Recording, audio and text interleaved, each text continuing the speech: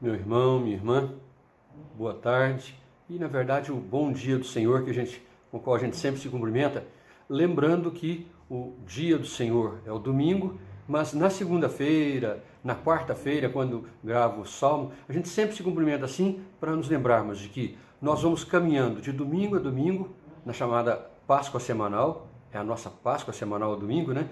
Para que a gente não se esqueça de que todo o tempo é dia do Senhor. A vida inteira, a nossa vida é dia do Senhor. Nós vivemos no dia do Senhor. Por que dizer isso? É que a gente faz essa pausa para uma preparação litúrgica, celebrativa. Nós saímos ontem da celebração do domingo. Na nossa comunidade nós até aproveitamos para encerrar os festejos de São Francisco. A festa é dia 4, mas a gente sempre alia a celebração litúrgica aos festejos, aquela dimensão social, a quermesse.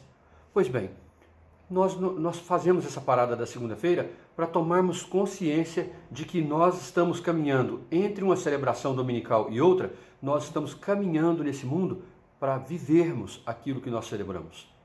Ainda que a gente tenha a alegria, a graça de participar a cada dia da Eucaristia, mas nós vamos nos lembrando de que a celebração de ontem, quando nos foi dito, vamos em paz e que o Senhor nos acompanhe, é uma tradução, vamos dizer assim, atualizada do que antigamente dizia iter, missa est, quer dizer, é a missa, é a missão. Daí o nome que a gente teve, da Eucaristia como missa. Pegou o nome missa dessa última frase que é dita em latim. Mas, meu irmão e minha irmã, eu disse na semana passada, na segunda-feira, de que agora nós estamos indo já para o final do ano litúrgico. São 34 domingos, nós já vamos para o 29º, e aí a gente vai tomando consciência de que a liturgia vai nos trazendo algumas questões importantes para que a gente tome consciência e comece a refletir. Se a gente for peneirar a existência cristã no mundo, o que é importante, o que é definitivo. Então, para o próximo domingo, e aí a gente vai deixar sempre, eu faço isso, deixo na descrição um link que nos traz uma reflexão atualizada sobre cada um dos textos que serão proclamados. No próximo domingo, nós teremos uma reflexão séria a respeito daquele texto tão conhecido, tão interpretado de diversas maneiras, um pouco, às vezes, ao gosto do consumidor, um pouco de acordo com certas ideologias, mas, para nós, o dai a César o que é de César e a Deus ao que é de Deus. O que esse texto tem a nos dizer hoje? Qual a provocação que ele nos traz? A primeira leitura é tirada de Isaías, lá no capítulo 45, que fala de Ciro. Pois bem, seja Ciro ou César, quando Jesus fala de César, qual que é a relação das pessoas de fé, o chamado povo de Deus, ou da igreja, as comunidades cristãs, com os poderes desse mundo? Ou, dito de outra forma, qual é a relação entre igreja e Estado? Ou, no fundo, a gente poderia pensar, qual é a tarefa, qual é a grande missão do cristão no mundo?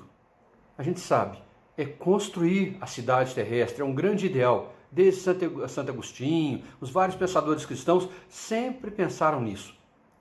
Mas a gente poderia pensar, nós devemos contribuir para que esse mundo seja mais justo, mais fraterno, para que a dignidade de toda a pessoa humana e da pessoa humana toda, essa dignidade seja respeitada. Mas, e aí a gente se lembra que nós estamos em outubro, que é o mês das missões, e que no dia 4, sendo o dia de São Francisco, vamos nos lembrar de que ele ouviu, a sua grande missão foi: Francisco, reconstrói a igreja. A igreja não pode pretender contribuir para a construção da cidade terrestre, dos estados, das sociedades humanas, se ela própria não der testemunho de reconstrução. Ela se reconstruir. Hoje se diz tanto, você deve ter autocrítica. É importante sim. Então que a igreja tenha essa autocrítica, uma consciência crítica a respeito de si mesmo. E aí eu ousaria dizer que eu gosto muito dessa expressão, que a igreja tenha uma consciência crística a respeito de si mesma. Que a partir de Jesus, ela pense como é que ela deve ser nas suas relações entre os seus próprios membros e também, por extensão, como é que ela deve se relacionar com, entre aspas, César ou Ciro, com os poderes desse mundo. O testemunho, sim, nós devemos saber.